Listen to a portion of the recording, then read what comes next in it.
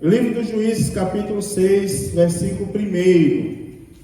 Diz assim: Porém os filhos de Israel fizeram o que parecia mal aos olhos do Senhor. E o Senhor os deu na mão dos midianitas por 7 anos. E prevalecendo a mão dos midianitas sobre Israel, fizeram os filhos de Israel para si, por causa dos midianitas, as covas que estão nos montes, e as cavernas, e as fortificações. Porque sucedia que, semeando Israel, subiam os midianitas, e os amalequitas, e também os do Oriente, contra ele subiam. E punham-se contra eles em campo, e destruíam a novidade da terra, até chegarem a Gaza. E não deixavam mantimento em Israel, nem ovelhas, nem bois, nem jumentos, porque subiam com seus gados e tendas, vinham como gafanhotos, e em tanta multidão que não se podiam contar, nem eles, nem os seus camelos, e entravam na terra para a destruir. Versículo de número 6. E assim Israel empobreceu muito pela presença dos midianitas. Então os filhos de Israel clamaram ao Senhor. Até aqui. O livro dos Juízes, irmãos, é um livro que tem alguns pseudônimos. Por exemplo, é o livro da repetição das leis, porque é o livro onde a lei foi repetida à nova geração de Israel, que não foi a geração que saiu do Egito, mas foi a geração que chegou na terra prometida, na terra que mana leite e mel. Essa geração precisava ter conhecimento dos estatutos do Senhor. Também é o livro para se ter em memória. Não é? Um livro que constantemente, quando é lido, é lembrado ao povo que eles não podem esquecer dos estatutos do Senhor. E é um livro também, irmãos, é um livro que ele é marcado por um ciclo. Cada juiz marca o início de um novo ciclo. É um ciclo que se resume em 4 palavras, que eu vou detalhar para vocês a partir da próxima semana. É sempre apostasia, opressão, arrependimento e livramento. São sempre, se você decorar essas 4 palavras, você consegue resumir o livro dos Juízes. Sempre o povo de Deus apostatava da fé. Daí Deus permitia que os inimigos prevalecessem. Depois eles se arrependiam, clamavam a Deus, e Deus levantava um juiz, um homem ou uma mulher, que conduzia o povo à libertação dos opressores. Então, apostasia, opressão, arrependimento e livramento. O capítulo 6 é uma história conhecida dos irmãos, que é onde começa, onde Deus fala com Gideão. Não é? Talvez um dos juízes mais famosos da Bíblia Sagrada, Gideão. Mas eu não vou falar de Gideão hoje. Eu venho falando com os irmãos, tem 4 semanas que eu dei uma pausa no livro, só para falar de alguns princípios básicos da vida cristã. E juntamente com os princípios, eu chamei a atenção dos irmãos que nós precisamos estar alerta, porque nós não estamos só. Não é? É aquela história, nós não estamos só. E também não é que existam seres de outro planeta no nosso meio disfarçados. Não é isso que eu quero dizer. É que quando eu digo que nós não estamos sós, é porque nós temos por regra de fé e prática os estatutos do Senhor, a Bíblia Sagrada. Agora, irmãos, de maneira sutil, vão entrando no nosso meio outras linhas de pensamento, que nós pensamos que estamos imunes, mas quando nós menos vamos esperar, nós estamos sendo levados por eles. Por exemplo, eu falei para os irmãos dos perigos do antinomismo, da doutrina que prega a ausência de normas. Não é? Eu disse aos irmãos e mostrei na Bíblia Sagrada porque é que nós temos que ser obedientes aos mandamentos do Senhor. Semana passada eu falei do generalismo, daquele segmento doutrinário que justifica os fins os meios pelos fins, né? O fim justifica os meios, aliás. É aquela corrente que diz: não importa o que você faça, nem como você faça, importa que você obtenha determinado resultado. E eu mostrei aos irmãos que pela Bíblia Sagrada, nós temos que nos preocupar com tudo, não é, irmãos? Os irmãos lembrem sempre, para resumir o generalismo, por exemplo, dos magos de Faraó. A Bíblia diz que quando Deus mandou que o cajado fosse lançado ali pelo servo do Senhor, o cajado se transformou numa serpente. Mas a Bíblia diz que os magos de Faraó fizeram a mesma coisa. Agora, qual foi o diferencial que não deixa o povo confuso? É porque a Bíblia Sagrada diz que a serpente, não é? Ali do homem de Deus engoliu a serpente que foi criada pelos magos de Faraó. Ou seja, irmãos, importa que as coisas sejam feitas do jeito de Deus, porque se forem feitas da maneira de Deus, elas vão prevalecer, não é? Deus vai abençoar. Então, cuidado com essa história de que os fins justificam os meios. Isso é coisa do mundo, não é? Não é pensamento de crente. E hoje eu quero falar com os irmãos sobre o hedonismo. E ali, irmãos, olha, quando eu estou falando dessas correntes, eu estou mostrando aos irmãos, alertando, e os irmãos vão vendo que algumas atitudes que às vezes a gente percebe no nosso meio evangélico se enquadram com essas doutrinas. Né? E às vezes as pessoas dizem assim: o pastor é muito radical. Não, nenhum de nós somos radicais.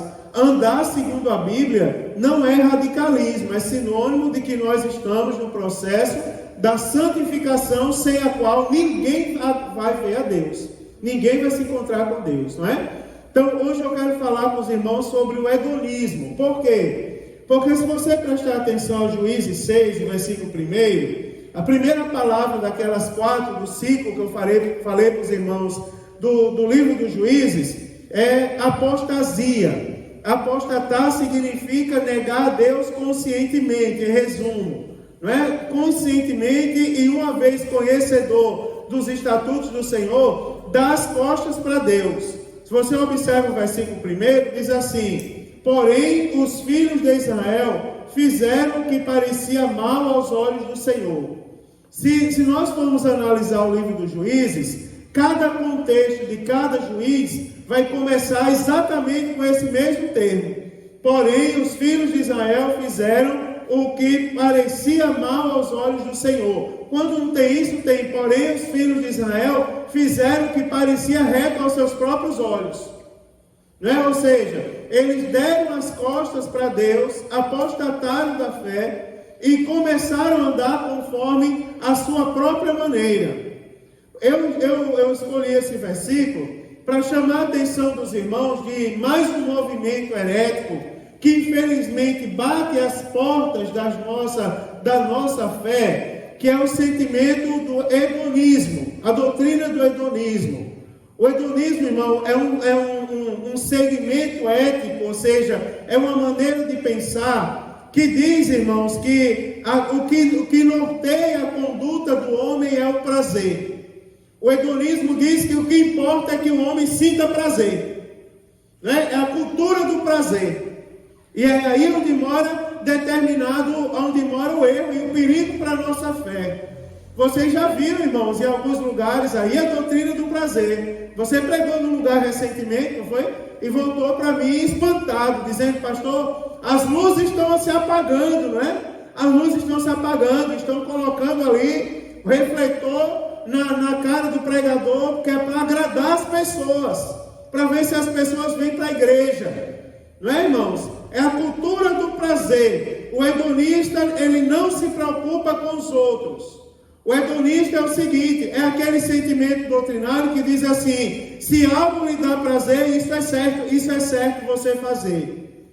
Se algo lhe dá prazer, faça. Não é? Cada um anda conforme acha que é bom aos seus olhos.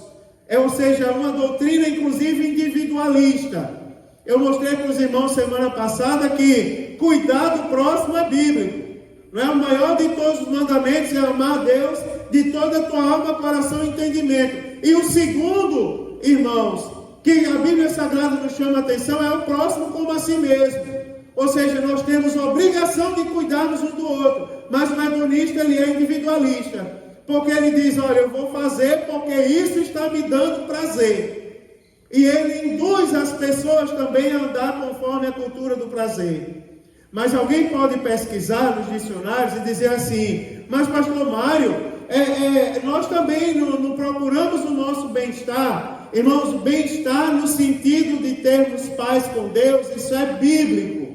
Agora, prazer no sentido das obras da carne, não é? Prazer no sentido pecaminoso da carne, da concupiscência da carne, dos olhos e da soberba da vida, isso é pecado diante de Deus.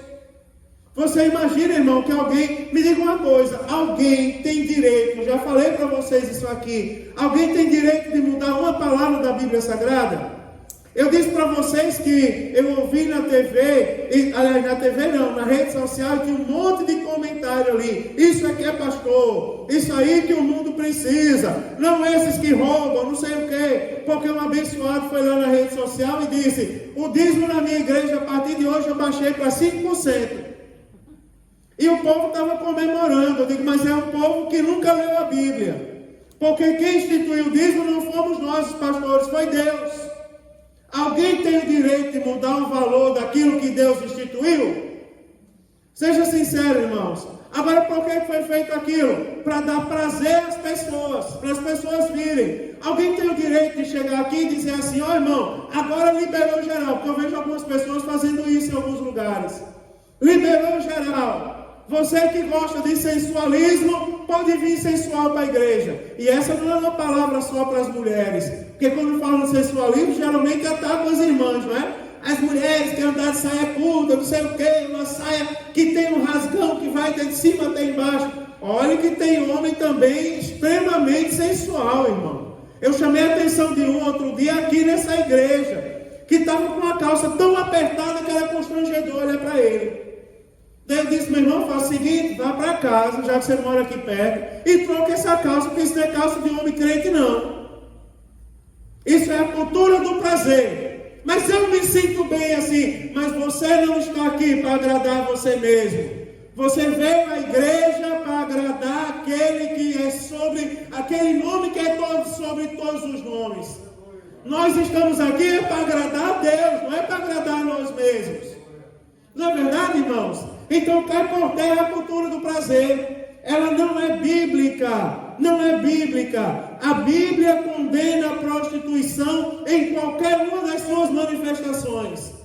A prostituição é uma das obras da carne, irmãos. E quem pratica a prostituição, quem é tendencioso a ela, não vai herdar o reino de Deus. Lembre-se que prostituição não é feita só por aqueles que literalmente entregam o corpo no mercado mundano. A prostituição, muitas vezes, ela está alojada no coração das pessoas. Jesus falou: aquele que atenta a uma mulher e em seu coração almeja, no seu coração ele já cometeu adultério. Não é verdade? Ou seja, os pecados sexuais nascem no coração. Cuidado, irmão, sensualidade. Teve uma época na igreja, graças a Deus passou, na minha não pega, porque na minha eu bato logo, pronto. Não é, irmão? Uma coisa que eu aprendi é não ser frouxo. Pregador frouxo não serve para ser pregador. Pregador que diz: irmão, tem uma coisa errada aí, mas eu vou falar assim. Mas, irmão, me perdoe, irmão. Não fique com raiva de mim, me perdoe. Né? Porque eu tenho que falar mesmo. Se eu não falar, o pastor vai chamar a minha atenção. É que está errado esse negócio de que conversa é essa, não serve para ser pregador. Pregador abre a Bíblia e diz: a Bíblia condena. A Bíblia condena. A Bíblia Sagrada diz que os que praticam, que andam dessa maneira, podem andar, se você quiser, a vida é sua. Agora, se você andar, você não vai para o céu, vai para qualquer lugar, menos para o céu. E vai sofrer uma vergonha muito grande, porque quando o grande livro for aberto naquele dia, aí estará lá o nome riscado. Diga aí, irmão, que vergonha. Ao que vencer, de maneira nenhuma, riscarei o seu nome do livro da vida. Está lá escrito a carta à igreja de Sardes. Preste atenção, irmãos, que a Bíblia condena qualquer tipo de manifestação. Teve uma época na igreja que era comum as pessoas irem para frente do espelho, começou com as mulheres. Iam para frente do espelho, faziam uma dancinha sensual e colocavam nas redes sociais. Fazia mesmo, uma dança sensual, passava a mão no corpo e botava nas redes sociais. Com o tempo, os homens começaram a fazer também. E eu cheguei na minha igreja, eu bati na igreja: irmão, estou fazendo isso, é coisa do mundo. Que crente ir lá para frente do espelho, ficar se requebrando, filmar e colocar na rede social depois. Daí eu falei na igreja que eu dirigia, se alguém da minha igreja fizer isso, se for regente de conjunto eu vou tirar. Se for obreiro eu vou tirar do ministério.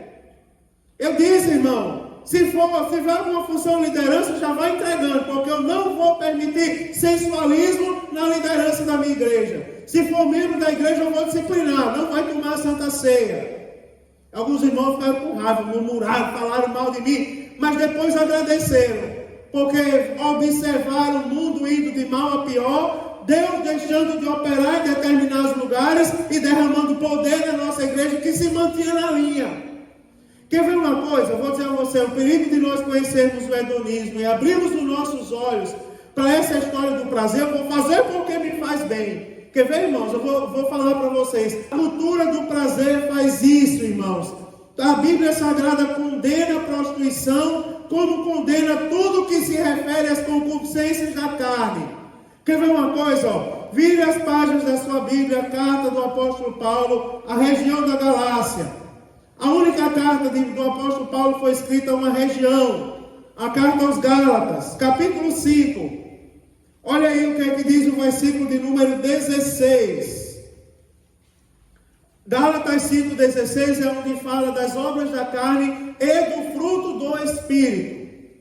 Se você não sabe encontrar, olha o índice da sua Bíblia, tá certo? Mas vai se acostumando com esse negócio aí, de movimentar a Bíblia. A gente está meio enferrujado nisso, não é? Gálatas 5, versículo 16 diz assim: digo, porém, olha só, é um dos mandamentos da Bíblia Sagrada. Não é? Por que é um mandamento? Porque está no imperativo. Fazer. Não é? Lá o Marcos 16 e 15 diz: ide por todo mundo, pregai o evangelho a toda criatura. Ou seja, é um imperativo. Jesus, porém, quando falou aquilo, ele estava até meio chateado. Que a Bíblia diz que ele lançou a incredulidade no rosto dos discípulos. E disse assim, que estavam ali depressivos. E disse, ide por todo mundo. É como se ele chamasse a atenção dos discípulos. Agora o apóstolo Paulo, chamando a atenção dos crentes da região da Galácia, ele diz assim, digo porém. Aí olha o verbo, andai. Presta atenção que ele está mandando, é uma ordem.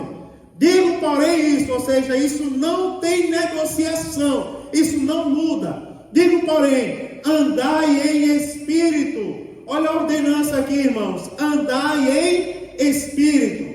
Quem lembra aqui qual o significado de andar em espírito? Vamos entender isso. O que é orar em espírito? Andar em espírito. Vamos lembrar, irmãos. O espírito é a parte da constituição humana, da composição humana, que comunica com Deus. Quando a Bíblia diz andai em espírito, ela está dizendo ande em comunicação com Deus. Ande em comunhão com Deus. Não é assim? A alma é a sede das emoções e sentimentos. O corpo é a parte palpável. E o espírito é a parte que comunica com Deus. Então a Bíblia diz andai em espírito. Ou seja, nós devemos andar em comunicação com Deus. A nossa parte que se comunica com Deus tem que estar acesa o tempo inteiro. É assim, se você perceber que você fez alguma coisa que quebrou a sua comunhão com Deus, que feriu a santidade de Deus, que entristeceu o Espírito Santo, você deve pedir perdão a Deus imediatamente, porque a Bíblia diz que nós devemos andar em espírito. Aí tem outra recomendação, andar em espírito e não cumprireis a concupiscência da carne. Olha que coisa interessante. Ou seja, em outras palavras, andai em espírito e não pelo prazer da carne. Não é isso que diz a Bíblia? Andai em espírito e não pelo prazer. E as pessoas que dizem assim, importa que eu sinta prazer. Está errado. Não é, irmão? Está errado. Não está em conformidade com a Bíblia. Aí se você for ler o restante da Bíblia, a Bíblia diz, andai em espírito e não cumprireis a concupiscência da carne. Aí a Bíblia justifica, sabe por que isso? O versículo 17 vai dizer, porque a carne cobiça contra o Espírito. Espírito com E maiúsculo, está fazendo menção ao Espírito Santo de Deus. A carne cobiça, vai de encontro, se choca contra o Espírito. Aí a Bíblia diz, e o Espírito contra a carne, e estes opõem-se um ao outro, para que não façais o que quereis. Não é interessante isso, irmãos? Olhe só a recomendação bíblica. Nós devemos andar em espírito e não na concupiscência da carne. Nós devemos estar sempre na presença de Deus. Aí a Bíblia diz assim, mas se somos guiados pelo Espírito, não estáis debaixo da lei. Aí a Bíblia diz, agora eu vou falar, sabe quais são as obras da carne?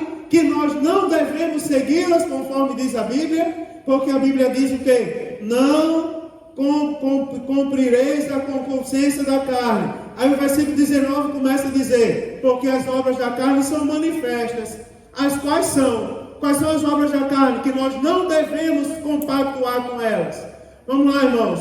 Prostituição. Aí você vai vendo, eu poderia dar uma explicação sobre cada palavra dessa. Vai chegar o dia que eu vou dar essa explicação. Prostituição, impureza, lascívia.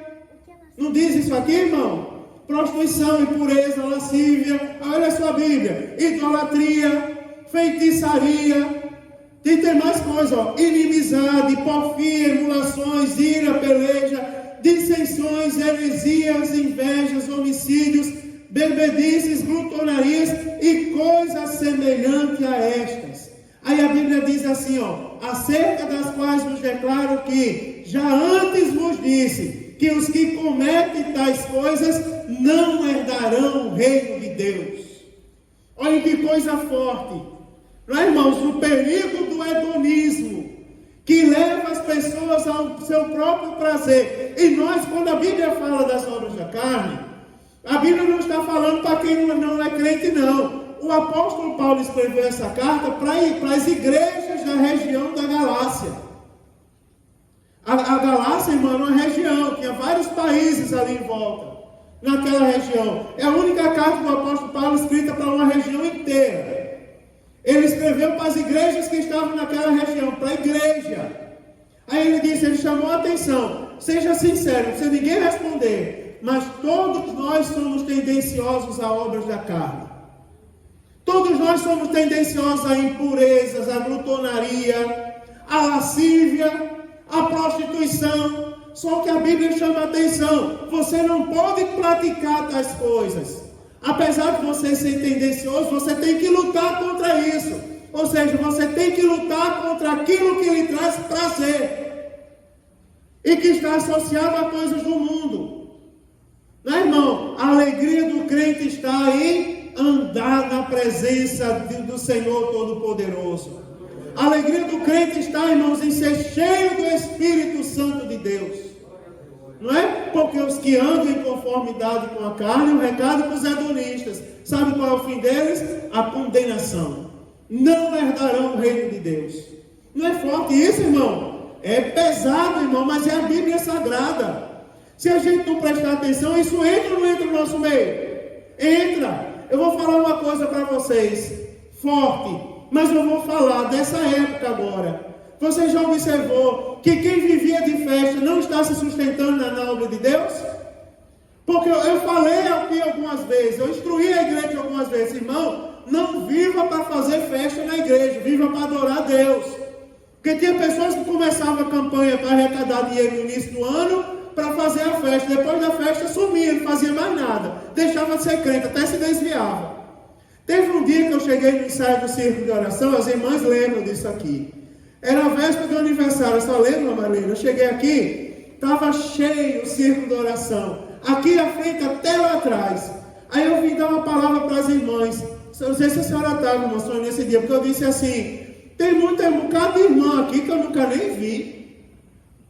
Vieram só para a festa. Eu não disse isso, eu falei. Vieram só para a festa, porque normalmente esse de oração vai até mais ou menos ali depois da metade. Mas estava cheio. Eu disse, irmã, tem um bocado aqui que só vai participar da festa, está errado. E falei, no dia da festa elas não vieram, não expulsei ninguém, eu só instruí. Vocês não podem viver de festa, vocês têm que viver da presença de Deus. Para se sustentarem de pé. Quem vivia de festa está desistindo da obra de Deus. Irmão, está sumindo, ninguém vê mais. Cuidado com o hedonismo. Vire para páginas da sua Bíblia a carta do apóstolo Paulo aos Colossenses agora. Colossenses, eu preciso dizer. Colossenses, olha aí. Depois de Efésios vem Filipenses, depois Colossenses, capítulo de número 3, versículo de número 5, Colossenses 3 e 5. Olha o que fala aqui, irmãos, ó. Colossenses 3 e verso de número 5. Também contra o hedonismo, diz assim, mais uma palavra ali, mais um mandamento da Bíblia para a gente. Porque diz, mortificai, pois, os vossos membros que estão sobre a terra. Aí diz, quais são os vossos membros que estão sobre a terra? Aí ele diz, ó, a prostituição, a impureza, o apetite desordenado, que é a glutonaria, né? A vil concupiscência e a avareza, que é a idolatria. Aí o versículo 6 diz assim, ó, pelas quais coisas vem a ira de Deus sobre os filhos da desobediência. Olha que coisa interessante, irmão. A Bíblia está dizendo, mortificai, pois, os vossos membros que estão sobre a terra. Ou seja, se há em você algum traço ainda de mundanismo, ele tem que ser morto. Ele tem que ser aniquilado. Não admita, irmão, mundanismo sobre a sua vida. Não admita. Porque a Bíblia Sagrada diz que sobre essas coisas vem a ira de Deus. Mas pastor, o senhor às vezes dá umas palavras muito fortes. Mas eu tenho que dar, meu irmão, isso é a Bíblia Sagrada. O que vai nos levar para o céu é a Bíblia. E a Bíblia está dizendo, mortificai, meu irmão, seja mate, aniquile. Irmão, se for possível, você grite. Se for preciso, você grite. Se alguma coisa do mundo ali bate seu coração e perturba você, por exemplo, se a prostituição perturba a sua vida, você tem que olhar para ela e dizer, sai daqui, prostituição. Sai daqui em nome de Jesus. Porque eu não pertenço a você. Eu sou templo de Deus e morada do Espírito Santo do Senhor. E assim como a prostituição, todos os sentimentos que o apóstolo Paulo diz aqui, ó, que são os vossos membros que estão sobre a terra. Não é? Ou seja, nós temos que abrir mão disso, irmãos. Se desapegue dos sentimentos desse mundo em nome de Jesus. Vire ainda as páginas da sua Bíblia na primeira carta do apóstolo João. 1 João, capítulo de número 2. Abra aí, irmão, 1 João. Depois de Hebreus você tem Tiago. Depois de Tiago você tem Pedro. 1 Pedro, 2 Pedro. Depois de Pedro você tem João. Primeira carta do apóstolo João, capítulo de número 2. Nós vamos ler os versículos de número 16 e 17. Olha o que é que diz aí. Vocês já ouviram falar desse versículo? Talvez vocês não lembravam dele, estava escrito. Não é? 1 João 2. A partir do versículo 3, a epígrafe do texto diz, a observação dos mandamentos, o amor fraternal e a separação do mundo. Agora, quando fala da separação do mundo, a partir do versículo 15, que o versículo 15 começa dizendo assim, não ameis o mundo. Olha que coisa interessante, não ameis o mundo. E a Bíblia diz, nem o que no mundo há. Se alguém ama o mundo, olha só, acompanha o versículo. Se, ou seja, uma condição, se alguém ama o mundo, o amor do Pai não está nele. Ou seja, para nós conquistarmos o amor de Deus, nós precisamos abrir mão dos prazeres, do amor às coisas do mundo, dos prazeres do mundo. Ah, pastor, mas é tão bom dançar um forrozinho, mas é coisa do mundo, tem que abrir mão. Por quê, irmão? Porque a Bíblia diz assim, ó, não ameis o mundo, nem o que no mundo há. Sabe por que o povo toca bailão? Porque o coração ainda está apegado às coisas do mundo. Pastor, isso é pesado, mas eu tenho que falar, meu irmão, é a Bíblia. Eu tenho que ensinar vocês, olha só. Se alguém ama o mundo, o amor do Pai não está nele. Aí o versículo 16 diz assim, porque tudo o que há no mundo, olha só, tudo o que há no mundo. Aí a Bíblia fala, a concupiscência da carne, a concupiscência dos olhos, ou seja, as coisas tendenciosas da carne e também dos olhos. A soberba da vida, não é do Pai, mas são do mundo. Essas coisas não são do Pai, são do mundo. E a Bíblia diz assim, agora tenha cuidado, porque o mundo passa, e a sua concupiscência também. Está lá no versículo 17. Mas aquele que faz a vontade de Deus permanece para sempre. Ou seja, irmãos, qual é o critério para nós herdarmos a vida eterna? Fazer a vontade de Deus. Agora veja como é bonito e como isso não causa ira em ninguém. Sabe por quê, irmão? Porque nós estamos mostrando na Bíblia Sagrada. Cuidado com o hedonismo, com a cultura do prazer. Cuidado, irmão, com a cultura do prazer. Já não mais vivo eu. Desde o dia que eu aceitei Jesus, irmãos, que agora Cristo vive em mim. Cristo é quem guia os meus passos. É quem determina as prioridades da minha vida. Não é, irmãos? Cristo é quem determina as prioridades da nossa vida. E tem que ser assim. Não existe, irmão, negociação.